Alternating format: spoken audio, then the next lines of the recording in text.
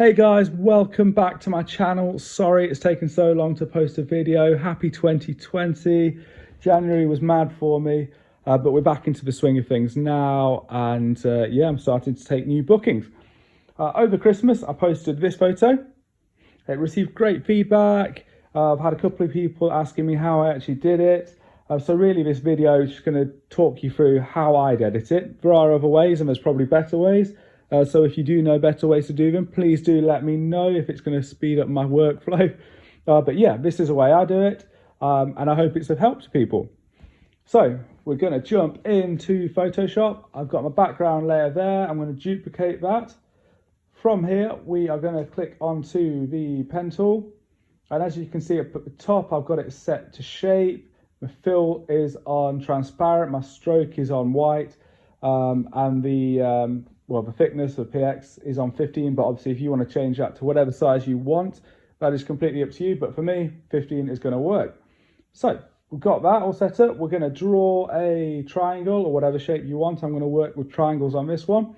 That's all complete there. We're going to jump down to FX, click on outer glow. Then we just need to change our color. So I might go for a blue, bit too boring, pink, pinky purple. Yeah, let's go with that. So I've clicked OK there. From here, we'll play with the opacity. We're going to play with the spread, and we're going to play with the size on there as well, just so we get about how we want it. That's probably about right, somewhere around there for now.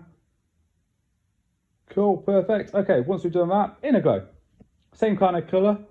There's loads of different ways you can do this. Personally, I'll just tap and get the closest thing possible. But if you want to spend more time, you can obviously color select like this. Once you've got it, press OK. And from here, we're going to work on the opacity. We're going to work on, we're going to set it to blend mode. And we've got choke and size we can all work with on there. Once we've done that, we don't want to do this yet. So we're going to create a mask first, and we're going to take out all the areas that we don't want to have in front of our model. In this instance, it is my now fiance, Olga. Poor girl said yes. So we're going to take out the areas that we don't want. I'll quickly speed through this, remembering to try and keep it as accurate as possible.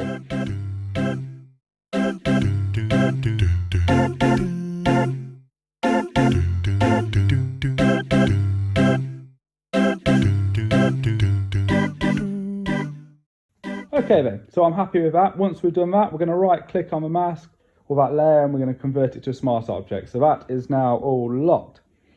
Next stage, I just want to add some of those colors into Olga's face, try and make it look a bit more realistic as much as we can. So once again, you could find the color like this, probably get the thickest area possible. And I'm actually going to add it up a bit more. I want it to be lighter than that. So I'll press OK on that. Then we're basically just going to color in light areas of the face subtly.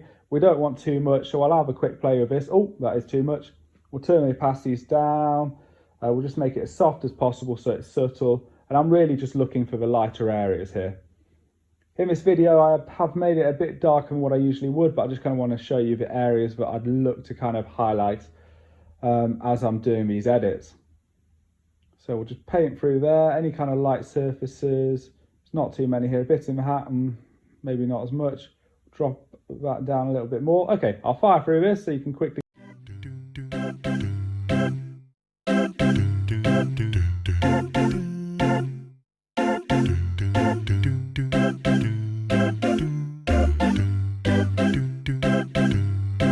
Okay, I'm happy with that one. So let's do it all again with a different triangle. I'll speed through this one for you guys, just so you can see what I'm doing. You can see that I made a few errors while I was doing the second one. I thought the triangle looked a little bit too thin. So yeah, just kind of adjusted it. I went from there.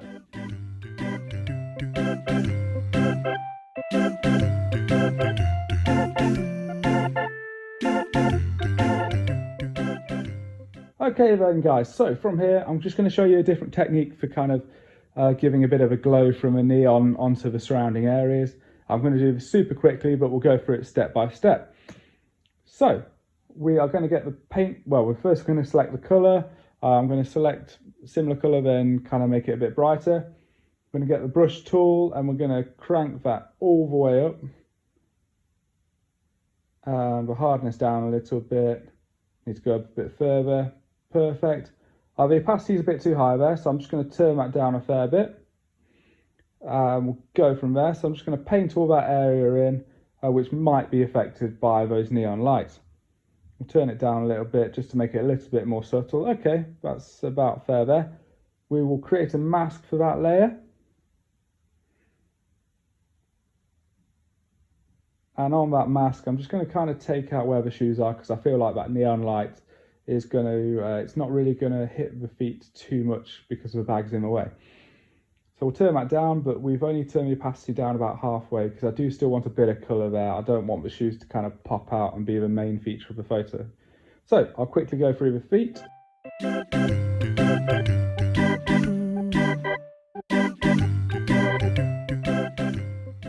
And then I'm just going to paint over certain parts of the ground as well. The shape is a triangle, so I just want to subtly kind of hint that as well in the photo. Otherwise it's just going to be a blob of blue on the floor really. So okay, we're just having a quick look around. Can't really spot anything there at a quick glance, but I would spend longer if I was doing it myself. And there we have it. So there's the final image on that one. Really fun tool to use. I hope you guys enjoy it as much as I do. If you like this channel, please subscribe.